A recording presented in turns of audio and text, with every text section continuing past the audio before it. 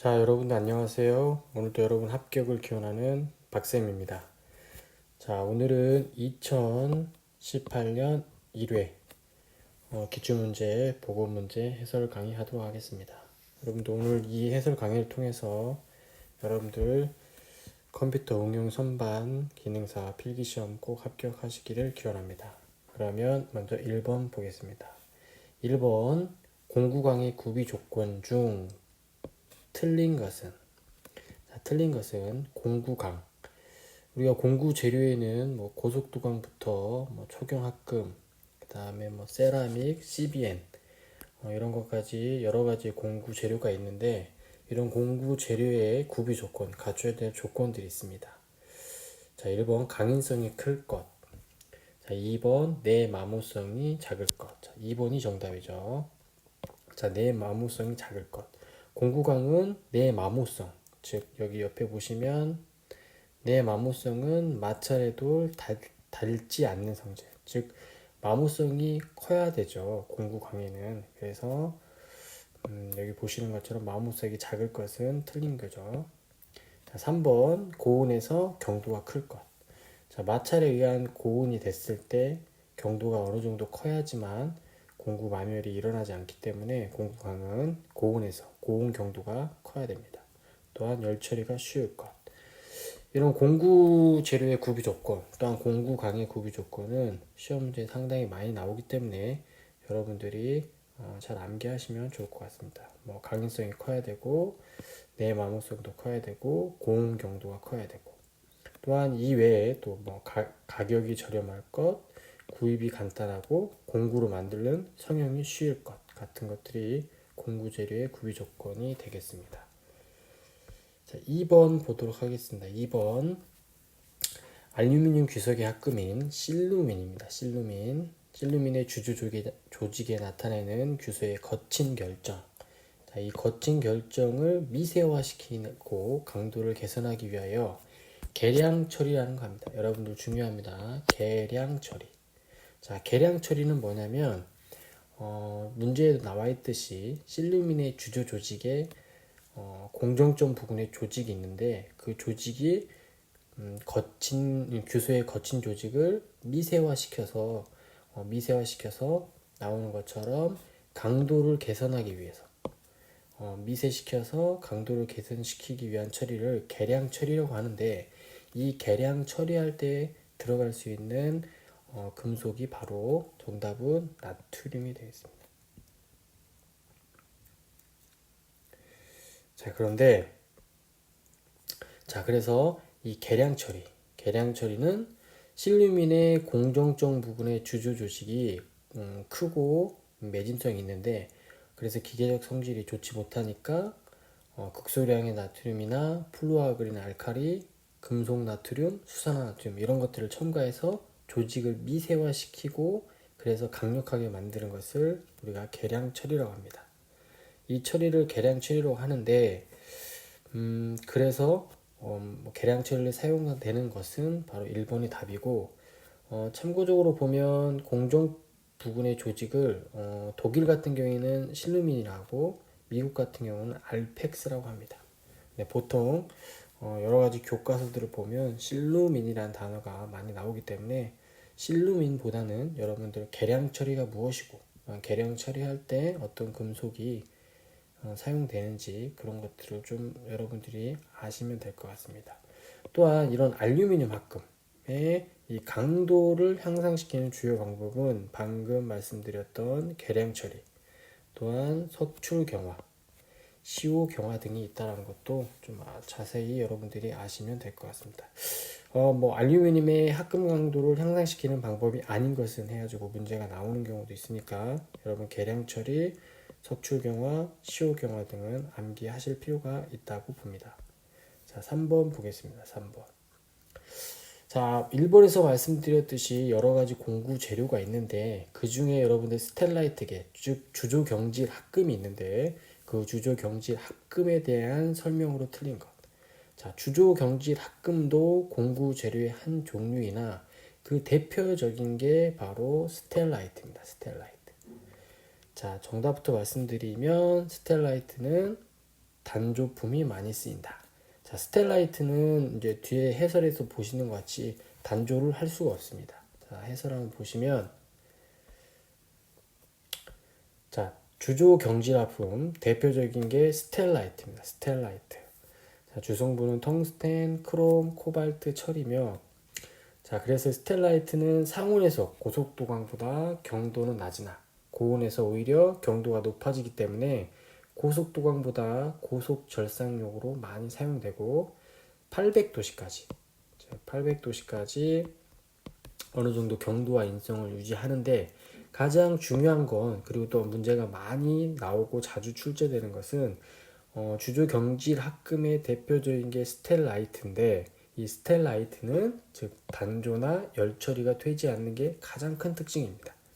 그래서 뭐 스텔라이트의 특징이 아닌 것은 해서 뭐 단조가 된다, 열 처리가 된다 이렇게 되어 있는데, 여러분들 꼭 암기해서 여러분들 문제 푸시면 될 것 같습니다. 자, 4번 보겠습니다. 4번. 다음 합성 수지 중 일명 EP라고 하며 현재 이용되고 있는 수지 중 가장 우수한 특성을 지닌 것으로 널리 이용되는 것은, 자, 뭐 정답은 여러분 에폭시 수지인데, 만약 이런 문제가 나왔을 때 잘 모르면 일단 EP니까 EP, 여러분 EP입니다. 일단 이 EP를 보고 에폭시를 생각해 주시고, 그 다음에 이 EP라는 것을 키워드로 외워서 에폭시 수지를 암기하시면 될 것 같고, 그 다음 페놀 수지는 PF가 되겠고, 멜라민 수지는 MF가 되겠습니다. 그래서 뭐 에폭시 수지는 저합, 또한 성형이 가능하다, 뭐 이런 것들이 있는데, 여러분들 이렇게 눈치껏 맞출 수 있는 능력도 능력이라고 생각합니다. 자, 그러면 5번을 보겠습니다. 자, 금속을 상온에서 소성 변형시켰을 때 재질이 경화되고 연신율이 감소되는.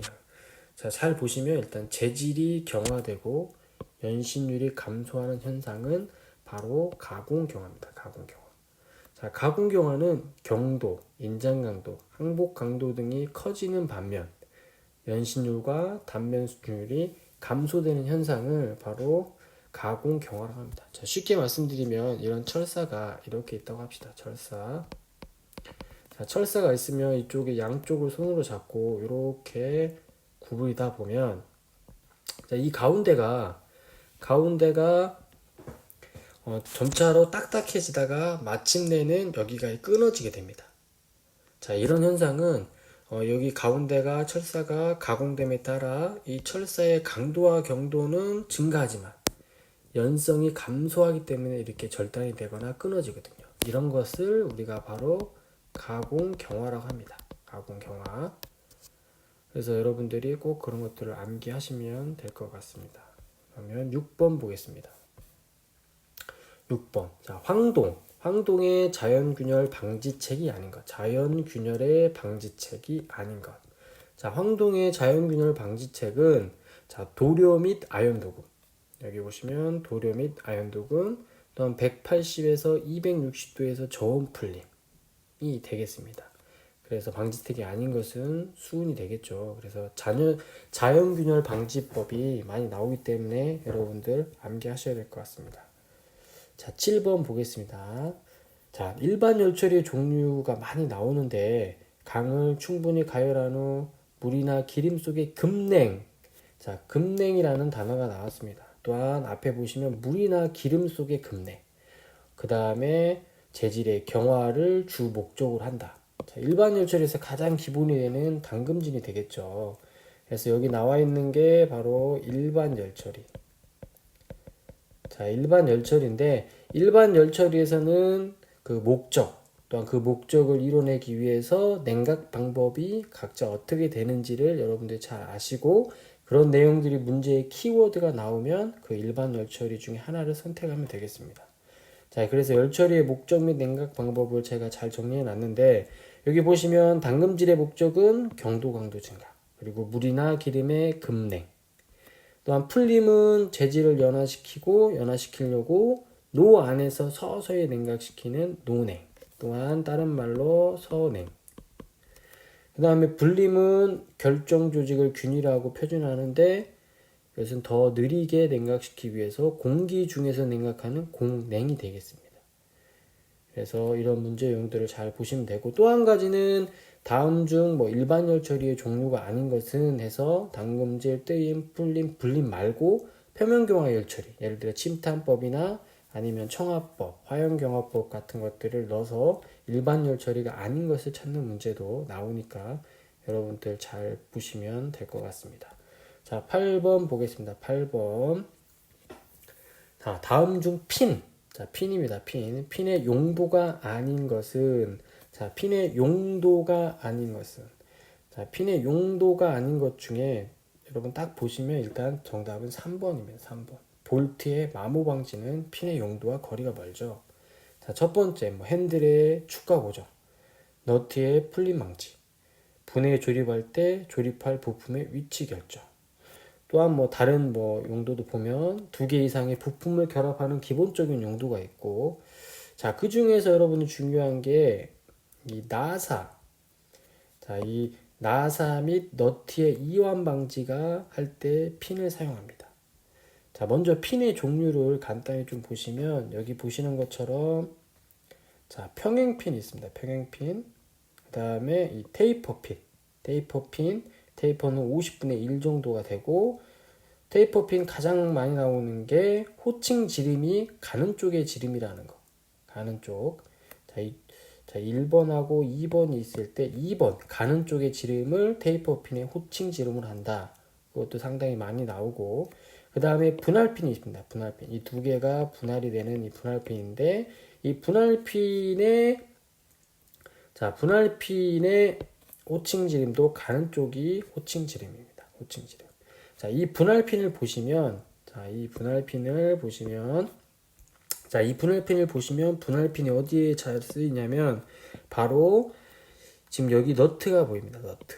이 너트가 뭐 움직이거나 그러면 이완 방지, 너트가 풀릴 수 있는데, 그런 것들을 방지하기 위해서 이 너트에 구멍을 뚫어서, 자, 여기에 이렇게 분할핀을 딱 해서 끝에를 꺾어 놓으면 이 너트가 풀리지 않고 이완이 되지 않도록 만들기 위해서 이 분할핀을 사용합니다. 그래서 핀은 이렇게 나사 및 너트의 이완 방지 용으로도 사용되는구나, 여러분들이 알고 계시면 될 것 같습니다. 또 하나 중요한 건 핀 문제에서 많이 나오는 것은 이런 테이퍼 핀이나 분할핀의 호칭 지름은 가는 쪽으로 한다 라는 것들 여러분들이 암기하시면 될 것 같습니다. 자, 그 다음에 9번 보겠습니다. 9번. 기계 요소 부품 중, 자, 중요한 게 나왔습니다. 직접 전동용 기계 요소입니다. 직접 전동용 기계 요소.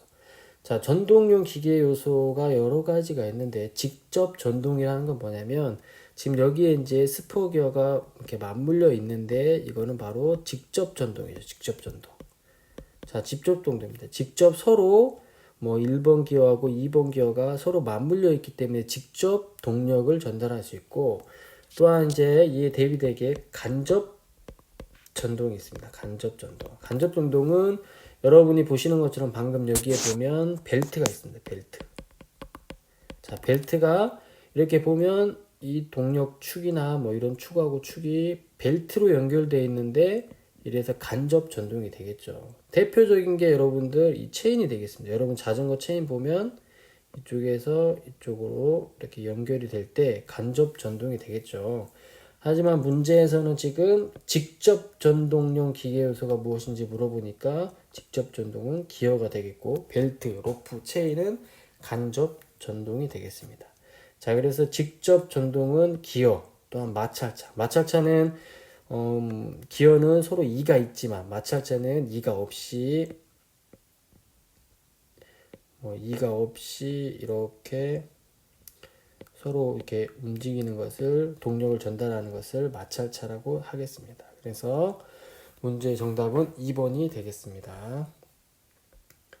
자, 10번 보도록 하겠습니다. 지름이 6cm인 원형 단면의 봉에 500kN의 인장하중이 작용할 때 이 봉에 발생하는 응력은 약 몇 뉴턴 밀리미터의 제곱인가 라고 되어 있습니다. 여러분들 먼저 응력을 구하는 문제는 여러분들이 공식을 좀 암기하셔야 되는데, 가장 기본적인 공식이 응력을 구하는 공식은 자, A분의 F에서 A는 단면적입니다. 단면적. 그리고 이거는 힘이 되겠죠. 이 단면적에서 보통 우리가 원형봉을 많이 구할 때 단면적 A는 여러분들 꼭 암기하셔야 될 게 4분의 파이 D의 자승이 되겠죠. 그래서 이 D는 지름이 됩니다. 지름. 자, 그래서 먼저 단면적을 구하려고 여기 보시면 해설의 4분의 파이 D의 제곱해서 4, 파이는 3.14. 그 다음에 자, 지름이 여러분들 여기 보시면 지금 단위가 밀리미터로 나왔고 지름이 지금 6cm이기 때문에 이 지름을 밀리미터로 고치면 60mm가 되겠죠. 그래서 이 60mm를 여기에 넣으면 60의 자승은 봉의 단면적은 2826mm고 밀리미터의 자승이 되겠죠. 그래서 인자 응력을 구하면 그 봉의 단면적을 여기에 넣어주고 우리가 500kN 즉 여기 보시면 500kN인데 이거를 뉴턴으로 고치면 500에 이게 10의 3승이 되겠죠. 10의 3승. 그래서 이 10의 3승을 여기다 구해주고 그래서 인자 응력은 176.9 뉴턴 per 밀리미터의 제곱이 되겠죠. 그래서 인자 응력은 176.9 뉴턴 밀리미터니까 정답은 2번이 되겠습니다. 2번. 그래서 여러분들이 이 공식 응력은 단면적 분의 F 뭐 인장 응력도 마찬가지고 전단 응력도 마찬가지입니다. 그때 이 단면적을 구할 때 원의 단면적은 4분의 파이 D의 제곱에서 이 D는 지름이다 라고 여러분들이 이런 응력 구하는 문제는 상당히 한 문제씩 꼭 나오니까 여러분들이 공식을 꼭 암기하시면 될 것 같습니다. 자, 11번 풀도록 하겠습니다. 11번. 다음 중 마찰차를 자, 아까 마찰차도 분명히 말씀드렸듯이 직접 전동장치입니다. 직접 전동장치. 활용하기에 적합하지 않은 것은 자, 마찰차를 활용하기에 적합하지 않은 것. 자, 여기 보면 이제 마찰차가 있는데 자, 마찰차는 자, 이 마찰차가 이렇게 있지만 이 마찰차에 이제 기어 2가 난 것을 우리가 스포기어라고 합니다. 스포기어. 그러면 이 스포기어하고 마찰차하고 서로 비교했을 때 전달한 힘은 이 스포기어가 훨씬 큽니다. 그래서 마찰차를 활용하기에 적합하지 않은 것은 전달할 힘이 클 때는 마찰차보다는 기어를 이용하는 게 훨씬 낫겠죠. 그래서 정답은 2번이 되겠습니다. 2번. 자, 첫 번째, 속도비가 중요하지 않을 때, 또한 회전 속도가 클 때, 두 축 사이를 단속할 필요가 있을 때, 자, 회전 속도가 서로 이렇게 회전 속도가 커도 마찰차는 크게 문제가 없습니다.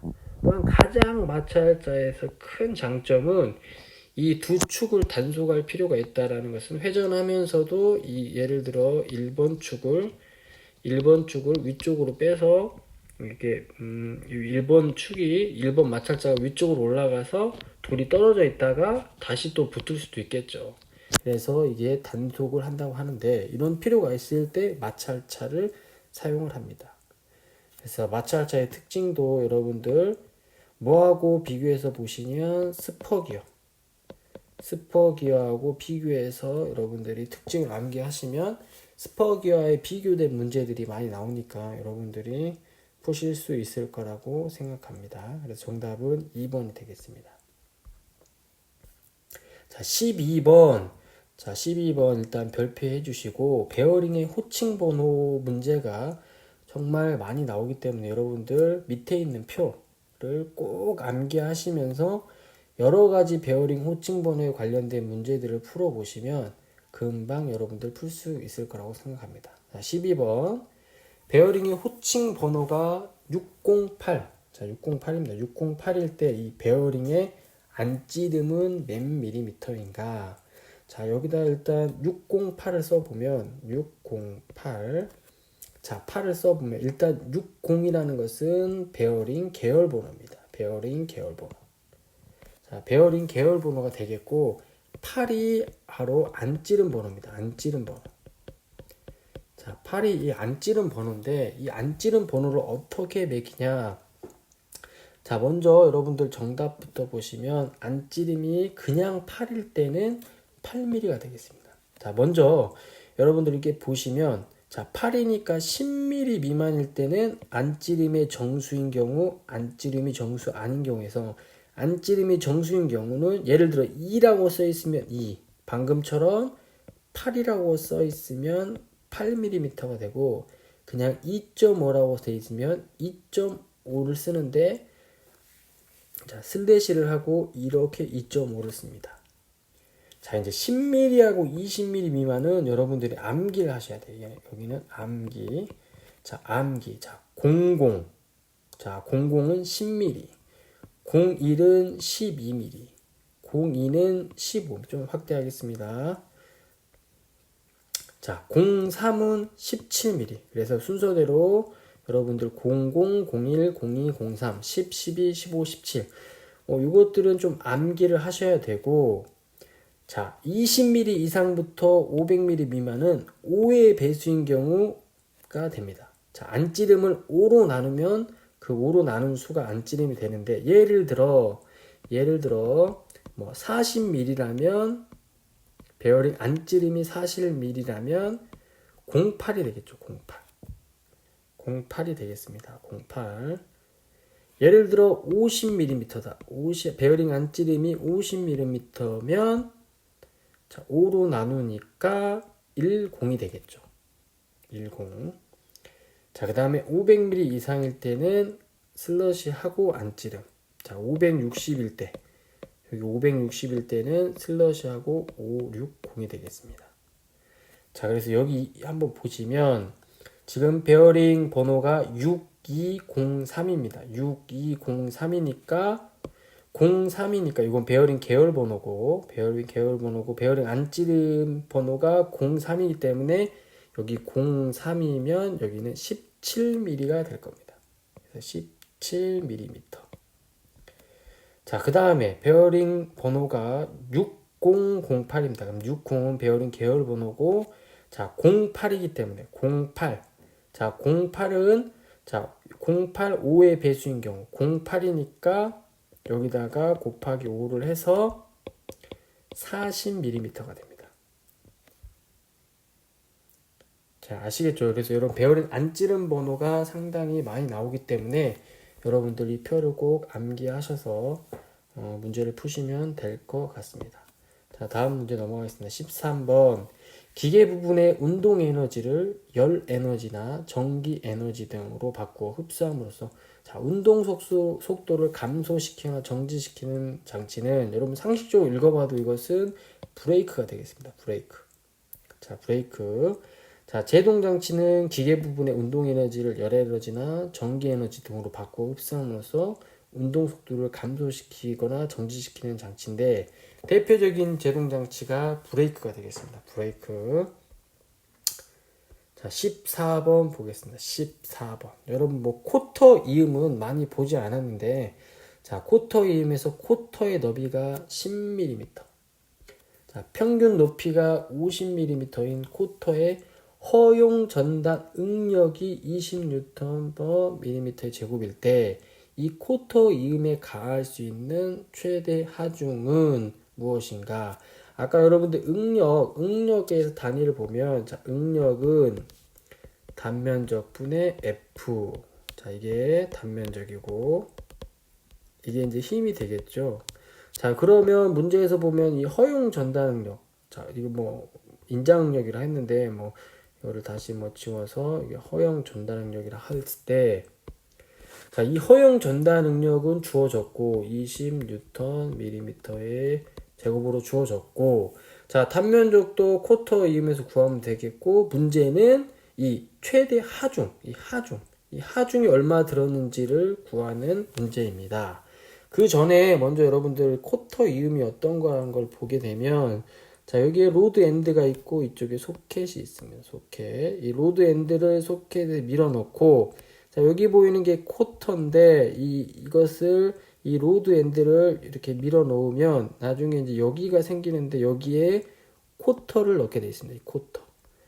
자, 밑에 보시면 그러면 이 쿼터는 이 로드 엔드하고 소켓이 움직이면서 전단면이 두 개가 생깁니다. 여기 보면 이렇게 또 이쪽에 이렇게. 자, 전단면이 두 개가 생기는데 그래서 아까 응력을 구할 때 전단면이 두 개니까 여기 보시면 전단면을 두 개를 곱하게 됩니다. 자, 그래서 전단 응력은 두 개의 단면적 분의 최대 하중인데 그래서 이걸 풀면 2에 아까 보면 TH라고 해서 너비하고 높이를 곱해주고 그 다음에 최대 하중인데 이 최대 하중으로 풀면 자 PS는 허용 전단 응력 곱하기 2 곱하기 쿼터의 너비 곱하기 높이가 되겠습니다. 그래서 전단 하중은 20kN이 되겠습니다. 뉴턴. 자, 20kN. 자, 2만 뉴턴인데 여기에 지금 우리가 단위 최종적인 단위는 킬로뉴턴이기 때문에 20kN이 되는 겁니다. 그래서 여러분 쿼터 이음하면 앞으로 여기 그림을 좀 생각하셔서 아 쿼터가 저런 거구나 생각하시면 될 것 같아요. 정답은 2번이 되겠습니다. 2번. 자, 15번 보겠습니다. 15번. 자, 15번 보도록 하겠습니다. 15번. 자, 표준 스퍽의 이수가 40개입니다. 모듈이 3인. 자, 여기서 잘 보셔야 될 게 뭐냐면 소재의 바깥지름입니다. 바깥지름. 자, 우리가 피치원 지름을 구하는 게 아니라 소재의 바깥지름입니다. 바깥지름. 자, 여기 보면 이제 우리가 보통 외우는 게 DMZ시죠. 비무장지대 BMZ인데 얘는 바로 피치원 지름이죠. 피치원 지름. 자, 먼저 이 피치원 지름을 구하면 M이 모듈이니까 모듈이 3. 자, 모듈이 3 곱하기 입수가 40이니까 120mm가 됩니다. 자, 120mm가 됩니다. 피치원 지름이 120mm인데 자, 바깥 지름은 어떻게 구하느냐? 바깥 지름은 바로 피치원 지름의 EHK. 자, EHK는 피치원 지름의 EHK는 바로 HK. HK는 자, 입근 높이인데 HK는 바로 모듈하고 같습니다. 자, 모듈하고 같기 때문에 자, HK는 바로 모듈하고 같습니다. 자, HK는 모듈하고 같기 때문에 이 HK자리에 모듈을 넣으면 바로 120 더하기 2 곱하기 3은 126mm가 되겠습니다. 그래서 바깥지름은 126mm. 정답은 2번이 되겠습니다. 2번. 자, 16번 보겠습니다. 16번. 삼각법에 관련된 문제들은 꼭 한 문제씩 나오니까 여러분들이 수시로 문제를 잘 풀어보시면 되겠습니다. 그림과 같은 정면도와 우측면도에 가장 적합한 평면도. 자, 평면도는 위에서 보는 거죠. 정답은 1번이 되겠습니다.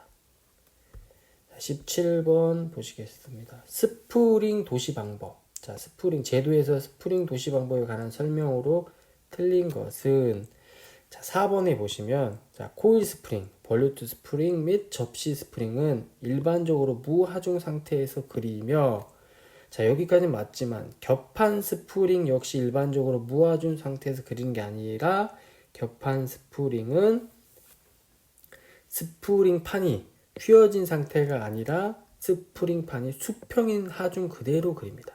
자, 겹판 스프링이 뭐 이렇게 여러 가지가 있지만 자, 여러 가지인데 얘가 이렇게 휘어진 상태에서 스프링을 도시하는 게 아니라 이렇게 평평한 상태에서 스프링을 도시한다고 여러분들이 생각하시면 될 것 같습니다. 그래서 정답은 4번이 되겠습니다. 자, 18번. 자, 다음 그림에서 A에서 D에 관한 설명으로 가장 타당한 건 틀린 게 아닙니다. 타당한 거. 타당합니다. 자, 먼저 정답부터 보시면 선 A는 자, 이 선 여기 A는 물체 이동 한계의 위치를 나타낸다. 자, 자, 여기 보면 밸브를 점점 돌리면 이 밸브 돌리는 것이 위로 올라가겠죠. 그래서 이동 한계 위치를 나타내는 게 맞고, 자, 2번을 보시면 B. 자, 선 B는 도형의 숨은 부분을 나타내는 것이 아니라 선 B는 여기 보면 밸브 관이 있기 때문에 이 관의 중심선을 나타내는 겁니다. 중심선. 자, C. 자, C는 대상이 앞쪽 형상을 가상으로 나타낸 게 아니라 C 부분은 자, 이 C 부분은 부분 단면도로 나타내기 위해서 파단선을 그린 겁니다. 파단선. 자, 그 다음에 D는 대상면의 평면임을 나타내는 것이 아니라 바로 단면 부분을 나타내기 위해서 해칭이 되겠죠. 해칭. 자, 해칭이 되겠고, 참고로 이렇게 평면을 나타낼 때는 우리가 가는 실선으로 X를 이렇게 칩니다. X. 자, 그럼 뒤에 가서 문제 보시면 풀 수 있을 것이라고 생각됩니다. 다음 문제 19번 문제입니다. 19번. 자, ISO 규격에 있는 미터 사다리꼴 나사입니다. 미터 사다리꼴 나사의 표시 기호는 자, 미터 사다리꼴 나사는 우리가 케이스 B0200에 보면 미터 사다리꼴 나사는 TR로 표시하게 됩니다. 정답은 2번 되겠습니다. 자, M은 뭐냐? 우리가 가장 많이 쓰이는 미터 나사가 되겠습니다. 미터 나사. 자, M은 우리가 잘 나타내는 미터 나사. 자, 미터 나사가 되겠고, 자, 그 다음에 UNC는 자, 유니파이 보통 나사가 되겠습니다. 유니파이 보통 나사. 우리가 ABC 나사라고 하죠. 그래서 뭐 A 뭐 아메리카, 미국, 그 다음 B 영국, C 캐나다 세 개 나라가 협정을 맺어 만든 나사 우리 ABC 나사라고 하는 걸 UNC를 유니파이 보통 나사라고 하며 자, R은 관용 나사 중에 관용 테이퍼 나사 중에 테이퍼 수 나사를 나타냅니다. 네, 정답은 2번인데 참고로 여러분들이 좀 보셔야 될 게 자, M은 미터 나사인데 미터 나사에도 두 가지 경우가 있어요. 미터 보통 나사가 있고 미터 가는 나사가 있는데 자, 호칭 방법을 보시면 M8은 그냥 미터 보통 나사고 자, M8 뭐 곱하기 2라든지 뭐 곱하기 3이라든지 이 뒤에 곱하기가 붙은 것을 우리가 미터 가는 나사인데 이 뒤에 붙는 것은 피치라고 보시면 됩니다. 피치, 나사 피치 이렇게 보시면 될 것 같습니다. 자, 20번 보겠습니다. 자, 스프링 관련된 문제인데 20번. 자, 그림과 같은 스프링 장치의 더블이 200N. 자, 200N입니다. 200N. 하중에 매달리면 처짐은 몇 센치, 자, 센티미터는 센치, 몇 센치가 되는가? 단 스프링 상수 K1은 자, 여긴 15, K2는 35가 되겠습니다. 자, 먼저 여러분들이 봐야 될 게 직렬이냐 병렬이냐를 봐야 되는데 지금은 병렬입니다. 병렬. 자, 병렬이죠. 자, 먼저 여러분들 여기를 좀 보시면 자, 여기를 보시면 지금 스프링이 그려져 있는데 스프링 상수 K가 있고 무게인 W가 있으면 자, 이게 무거워서 스프링이 늘어나겠죠. 자, 그때 이 늘어난 양 우리가 늘어난 양을 변형량이라고 합니다. 변형량. 자, 이때 관계를 보게 되면 자, 이때의 관계를 보게 되면 스프링 상수 K는 자, 하중 W를 늘어난 양으로 나눠주게 되어 있거든요. 그러면 먼저 이 스프링 상수, 즉 병렬일 때 이 스프링 상수 K를 구하고 자, 이 하중은 나와 있으니까 그 구한 거에서 이 식을 이용해서 이 늘어난 양을 구하면 충분히 여러분이 구할 수 있을 거라고 생각합니다. 그러면 병렬일 때 스프링 상수 총 스프링 상수. 자, 제가 표현할 때 이렇게 표현합니다. 병렬이니까 병자. 자, 병렬일 때 총 스프링 상수는 바로 K1 플러스 K2가 되니까 총 스프링 상수는 15 더하기 35는 바로 50이 되겠습니다. 50 뉴턴 센티미터가 되니까 자, 총 병렬일 때 총 스프링 상수 50을 구하고 자, 50입니다. 그럼 전체 스프링 상수 K는 하중을 늘어난 길이로 나눌 때 늘어난 길이 변형량은 자, 하중을 총 스프링 상수로 나눠주면 됩니다. 그래서 하중이 200N, 총 스프링 상수는 50N/cm니까 늘어난 양, 처짐은 4cm가 될 겁니다. 그래서 정답은 4cm가 됩니다. 자, 여기 오타 났으니까 여러분들 이거 좀 지워주시고 3번은 정답이 3번이라는 거 꼭 기억해 주시고, 참고로 자, 우리가 병렬일 때만 있는 것이 아니라 직렬일 때도 있습니다. 직렬. 자, 이렇게 직렬로 연결되어 있을 때 스프링 상수 구하는 것은, 자, K 직분의 1은 K1분의 1, K2분의 1. 그래서 정리를 하면 직렬일 때 총 스프링 상수는 분모가 K1 더하기 K2, 분자는 K1 곱하기 K2가 되겠습니다.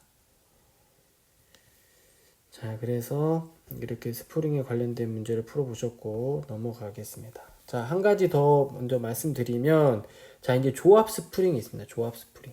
자, 지금 여기 보시는 것처럼, 자, 왼쪽에는 직렬로 2개 연결되어 있고 오른쪽에 하나가 있는데, 자, 이쪽에 서로 직렬일 거지만 이 1번하고 2번 K3 스프링하고는 병렬 관계가 될 겁니다. 그래서 이 1번에서 직렬 관계일 때 스프링 상수 하나를 구하고, 총 스프링 상수를 구하고, 이 직렬일 때 이 스프링 상수하고 K3하고 병렬 관계일 때 스프링 상수를 구해서 여러분들이 문제를 푸시면 될 것 같습니다. 21번 도면에서 다음 종류의 선이 같은 장소에 겹치게 될 경우 가장 우선순위가 높은 것은, 자, 상당히 많이 나오는 것인데, 선의 우선순위 먼저 정답부터 보시면 절단선이 되겠습니다. 절단선. 자, 절단선이 되는데 여기도 보시면 선의 우선순위는 자주 출제되니 반드시 암기하라고 제가 적어놨는데, 자, 암기 팁을 우리가 다 외울 수 없으니까 첫 자만 따서 외우게 됩니다. 그래서 여러분들 뭐 화장실이나 아니면 뭐 잠잘 때 자주 보는 곳에 한번 적어 놓으시면 금방 외울 수가 있습니다. 한번 따라해 보시면, 자, 외숨 절중무 파치해. 자, 외숨 절중무 파치해. 자, 외형선, 수문선, 절단선, 중심선, 무게중심선, 파단선, 치수선, 해칭선. 자, 이것들보다 제일 먼저 우선시 되는 게 바로 숫자, 문자, 기호는 제일 우선됩니다. 그래서 이 외형선 앞쪽에 있겠죠. 그래서 여러분 꼭 선의 우선순위는 중요하니까 외숨, 절중무, 파치해 꼭 암기하셔야 될 것 같습니다. 자, 22번 보겠습니다. 가공 모양의 기호 중 가공으로 생긴 컷의 줄무늬, 자, 줄무늬 방향 기호를 나타내는데, 동심원에 동심원 모양을 표시하는 기호는, 자, 우리 동심 서클이나 센터인데 정답은 3번이 되겠습니다. 3번. 자, 줄무늬 방향 기호도 상당히 많이 나오니까 여러분들이 보시면 될 것 같고, 자, R은 레이디얼 모양, 그 다음에 직각, M은 여러 방향 교차입니다. 자, 하나씩 보시면, 자, 이렇게 되어 있는 것은 투상면의 평행. 자, 투상면의 평행인 겁니다. 투상면의 평행인 거고, 자, 다음 거 보시면 투상면의 직각. 자, 직각이 되겠죠. 이 투상면의 직각이 되겠고, 자, 투상면의 경사지구 두 방향 교차입니다. 두 방향 교차가 되겠고, 자, 여러 방향 교차 또는 두 방향은 바로 M. 자, M자가 되겠고, 자, 중심에 대하여 대략 동심원 모양이 되는 것은 C. 자, C가 되겠고, 자, 중심에 대하여 레이디얼 모양이 되는 것. 자, 여기 보면 여기는 동심원이지만, 자, 여기를 보면 이렇게 레이디얼 모양이 되어 있는 것을 우리가 R로 표현합니다. 레이디얼 모양이 되어 있는 것을 R로.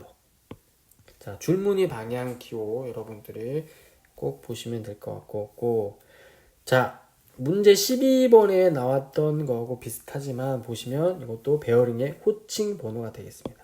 자, 베어링의 호칭 번호가 6420 C2P6으로 되어 있는데, 이때 베어링 내경. 자, 베어링 내경이라는 것은 안찌름인데, 자, 밑에 제가 크게 써놨는데 한번 보시면 일단 6420C2P6인데 자, 64는 베어링 계열 번호입니다. 베어링 계열 번호. 그 다음에 자, 20은 안 찌른 번호죠. 안 찌른 번호. 자, 안 찌른 번호에다가 우리가 곱하기 5를 하니까 곱하기 5를 하면 자, 안 찌르면 100mm가 되겠죠. 자, 그래서 20은 베어링 안 찌른 번호가 되겠고, 자, 이제 여러분들 C2P6이 나왔는데 C2는 뭐냐면 베어링 내부 틈새 기호입니다. 내부 틈새 기호. 그 다음에 P6은 우리가 베어링의 등급 기호입니다. 등급 6등급 베어링의 등급 기호를 나타냅니다. 그래서 문제는 정답은 100이 되겠습니다. 자, 그 다음에 24번 보도록 하겠습니다. 기아 공차의 종류 중 모양 공차입니다. 모양 공차. 자, 모양 공차인데 정답은 자, 원통도 공차가 되겠습니다. 원통도. 자, 모양 공차에는 뭐가 있냐면 진직도, 평행도, 진원도, 원통도, 천의 윤곽도, 면의 윤곽도가 있는데 자, 그래서 모양 공차의 종류가 무엇인가를 찾는 문제였고 자, 여기 보시면 이제 위치도는 위치공차, 그 다음에 동심도도 위치공차, 대칭도도 위치공차가 되겠습니다. 자, 이쪽은 그래서 하나, 둘, 셋, 넷, 다섯, 6개이나 이쪽은 3개씩 있으니까 여러분들은 3개짜리부터 먼저 외우면 될 것 같습니다. 그래서 기아공차의 종류, 그래서 여러분들이 공차에 대해서 좀 잘 보시고 또한 기호도 잘 보셔야지만 나중에 문제를 풀 수 있을 거라고 생각됩니다. 자, 25번. 자, 25번 보겠습니다. 치수 표시에 쓰이는 기호 중 자, 45도 못따기. 자, 치수 보조 기호는 많이 나오고 여러분들이 나중에 현장에 가셔서 도면을 보실 때도 필요하기 때문에 반드시 암기하셔야 됩니다. 45도 못따기를 의미하는 뜻을 나타내는 문자는 바로 챔포를 나타내는 C가 되겠습니다. C. 자, 1번 R은 반지름이 되겠고 자, 그 다음에 4번 T는 두께가 되겠습니다. 두께. 자, P는 이거는 이제 소문자로 나가야 되는데 대문자로 썼지만 하여튼 피치. 자, 이제 여러분들 가끔 수험자들이 45도 못따기를 잘 모르시는 분이 있는데 자, 밀링이나 이런 것들을 했을 때 자, 자, 이렇게 된 것들에 대해서 자, 이제 45도 못따기를 합니다. 우리가 45도 못따기를 하는데 이렇게 못따기를 하겠죠. 그래서 각도를 보시면 여기가 45도가 되겠고 이쪽도 45도가 되면 당연히 여기는 90도니까 이게 45도 못따기면서 이제 여기 치수들 자, 여기가 치수들이 같게 되겠죠. 이등변 삼각형이 되니까. 그래서 예를 들어 뭐 C5다 하면 여기가 5mm씩 들어갈 거고 예를 들어 뭐 C2다 하면 2mm씩 못따기를 해주면 되겠죠. 만약에 이 못따기가 45도가 아니고 예를 들어 좀 지우고 자, 지우고 이렇게 해서 45도 못따기가 아니고 이렇게 했을 때는 C라는 것들을 못 쓰죠. 얘는 45도일 때만 쓰기 때문에 그래서 그런 것들을 좀 여러분들이 참고해서 알아두시면 될 것 같습니다. 자, 다음 26번 보도록 하겠습니다. 다음 중 절삭 공구용 재료가 가져야 할 기계적 성질 중 맞는 것을 모두 고른 기계적 성질 맞는 것을 모두 고른 겁니다. 공구용 재료가 갖춰야 될. 자, 먼저 보시면 뭐 기역, 디귿, 니을은 다 맞는 말이나 니은은 취성은 여러분들 무슨 성질이냐면 잘 깨지는 성질입니다. 잘 깨지는 성질을 우리가 취성이라고 하는데 이 공구용 재료가 잘 깨지면 안 되겠죠. 또 고온 경도라는 건 뭐냐면 높은 온도에서 어느 정도의 경도를 유지하라는 것이고 내마멸성은 여러분들 마찰이 일어났을 때 마멸이 되지 말라는 그래서 내마모성하고 같은 뜻입니다. 그래서 정답은 기역, 디귿, 니을 3번이 되겠습니다. 그래서 절삭공구가 갖춰야 될 구비 조건들 많이 나오기 때문에 여러분들이 암기하셔야 됩니다. 자, 27번. 자, 27번. 절삭가공을 할 때 절삭열의 분포를 나타내는 거다. 자, 절삭열이 가장 큰 곳. 자, 절삭열이 가장 큰 곳. 자, 절삭열이 가장 큰 것은 잘 보시면 이제 여기가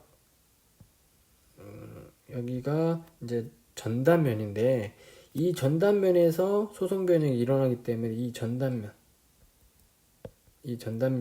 전단면이 가장 열이 많이 발생합니다. 그 다음에 많이 발생하는 게 이 칩하고 공구가 서로 부딪히는 경사면. 그 다음에 이제 이 공구 여유각에서 많이 발생되는데 이런 열들 때문에 이제 공구가 마멸되고 또한 표면 거칠기가 좋지 않으니까 우리가 절삭 유제를 사용하는 겁니다. 절삭유를 쓰는 겁니다. 절삭유. 자, 그래서 가장 열이 많이 발생하는 곳은 바로 A가 되겠습니다. A가. 자, 28번. 자, 지름이 같은 일감을 한쪽에 밀어 넣으면서 연삭되면서 자동으로 이송되는 방식을 설명하는 자, 센터리스 연삭 방식의 여러 가지 방법이 있는데 문제에 나온 것처럼 지름이 같은 일감, 즉 지름이 동일한 가공물을 자, 연삭 숫돌과 조정 숫돌 사이로 자동적으로 이동하면서 통과 이동시키는 게 바로 통과 이송 방식입니다. 통과 이송 방식. 자, 크게 센터리스 연사기의 이동 방식은 자, 통과 이송 방식하고 전후 이송 방식이 있습니다.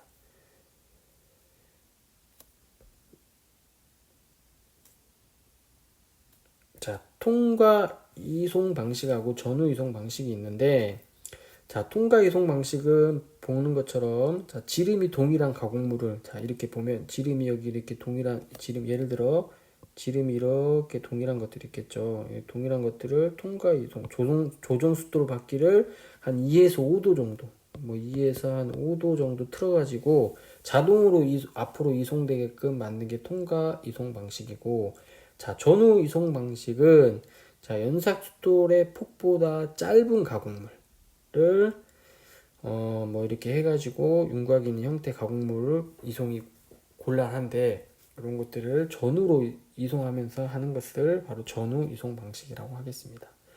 자, 그래서 또 중요한 게 이 통과 이송 방식에서 공작물을 움직이게 하는 역할은 바로 이 조정 숫돌 바퀴입니다. 조정 숫돌 바퀴.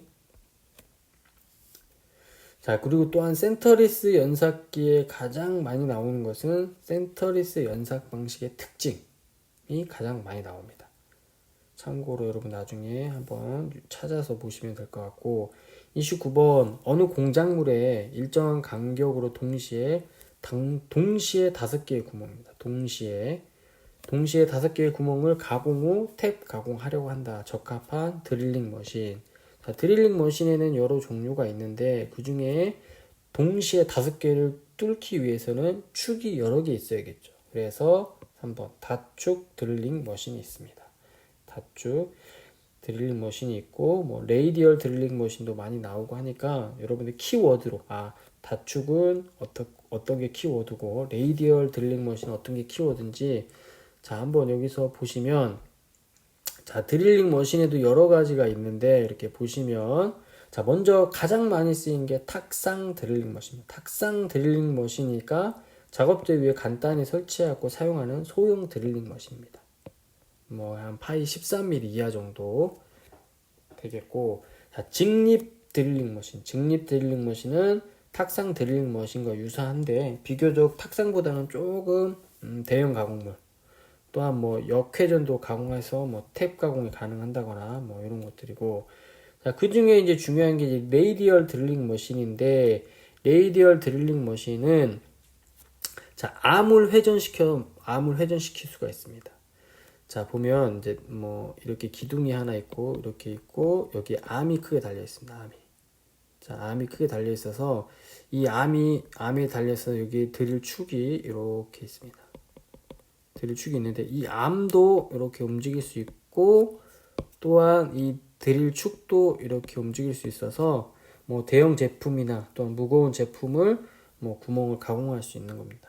그래서 주축 헤드 암을 따라서 또한 수평으로 이동할 수 있다라는 그런 특징이 있어서 레이디얼 드릴링 머신 이렇게 하시면 되고, 자 방금처럼 뭐 한 대의 드릴링 머신에서 방금 문제처럼 뭐 5개의 구멍을 동시에 가공할 수 있는 다축 드릴링 머신이 있고, 그 다음에 다두 드릴링 머신, 또한 깊은 구멍을 뚫는 데 적합한 심공 드릴링 머신 등이 있습니다. 참고로 알아두시면 될 것 같고, 30번 다이얼 게이지 일반적인 특징으로 틀린 것. 다이얼 게이지입니다. 다이얼 게이지. 자, 다이얼 게이지 일반적인 특징으로 틀린 것은, 자, 3번 연속된 변유량 측정이 불가능하다. 자, 다이얼 게이지는 연속된 변유량 측정이 가능하죠. 가능. 자, 다이얼 게이지 특징은 뭐 소형이고 경량이고 취급이 용이하고 측정 범위가 넓고, 또한 눈금과 지침에 의해서 있기 때문에 오차가 적고, 많은 개수의 측정을 동시에 할 수 있고, 부속품에 따라 뭐 여러 가지 광범위하게 측정할 수 있는 뭐 다이얼 게이지니까 여러분들이 한번 보시면 될 것 같아요.